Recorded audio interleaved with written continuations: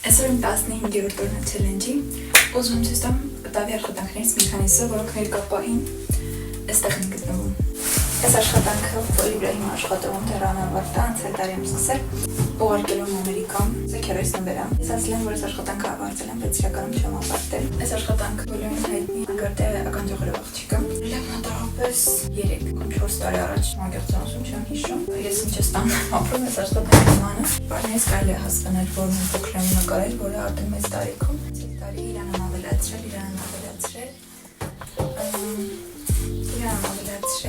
Իրանն ավելացրել։ Իրականում շատ հավես գործ կստացվի, եթե ավարտեմ։ Այս տարի կշարունակեմ, չնայած չգիտեմ ձեր կդնենք։